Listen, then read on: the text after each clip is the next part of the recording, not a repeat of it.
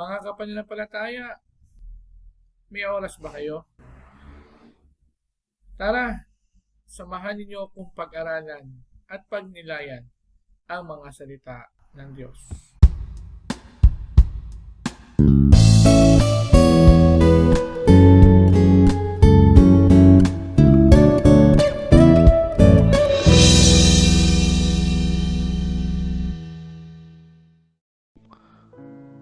Ang mabuting balita ng Panginoon ayon kay San Juan.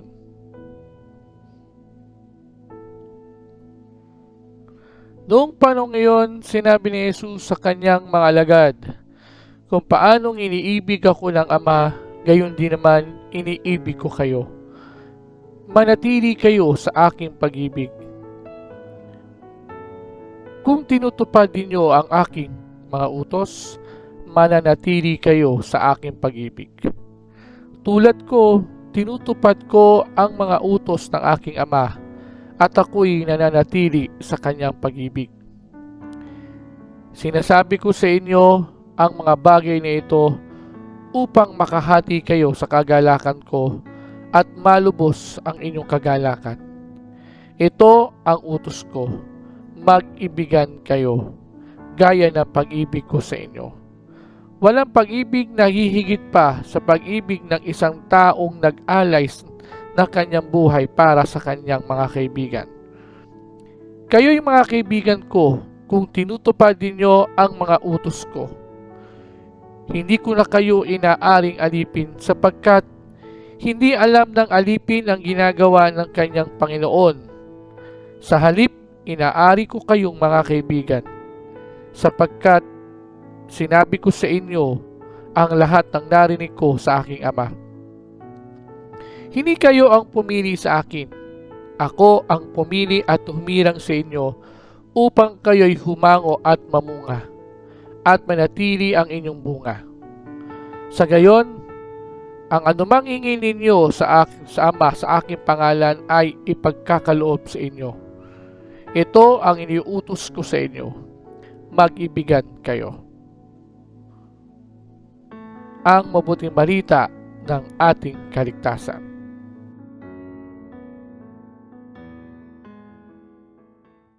Nag-umpisa sa pagmamahal, nagpatuloy sa pagmamahal, nagtatapos sa pagmamahal. Mga kapananampalataya, tayo ay nasa ika-6 na linggo sa muling pagkabuhay ng Panginoon. Kung ating mapapansin sa mga pagbasa noong mga nakaraang linggo, ipinapakita sa atin ang kagustuhan ni Jesus na tayo ay manatili sa piling niya.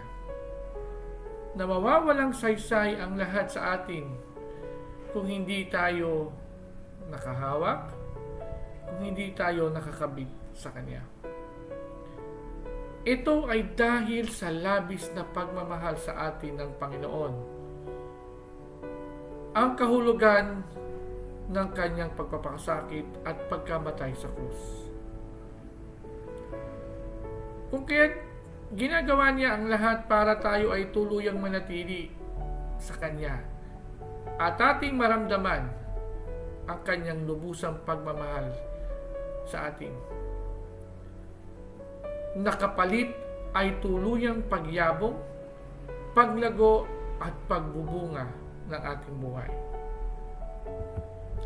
Tayo ay pinili at hinirang ng Panginoon upang mapanatili at maipagpatuloy natin ang pagmamahal natin sa Kanya. Pagmamahal din ang isa sa mga huling habilin sa atin. Tayo ay inuutusan upang ibahagi at iparamdam sa ating kapwa ang pagmamahal ng Diyos.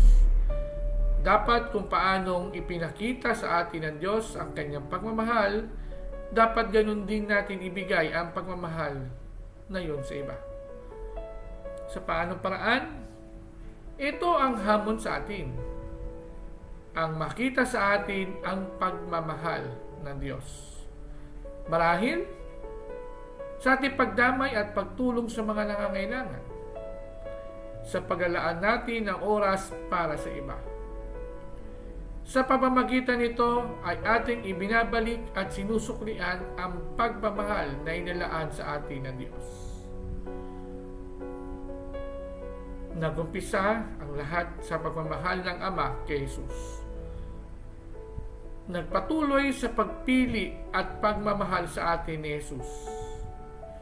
Nagtatapos sa pagpapakita ng pagmamahal natin sa Diyos sa ating kapwa. At ito ang ating maisusukli o may gaganti sa pagmamahal na ibinigay sa atin ng ating Panginoong Hesus. Sa puntong ito, mga kapananampalataya, samahan ninyo ako sa isang munting panalangin. Panginoong Hesus, pinupuri ka po namin at pinasasalamatan.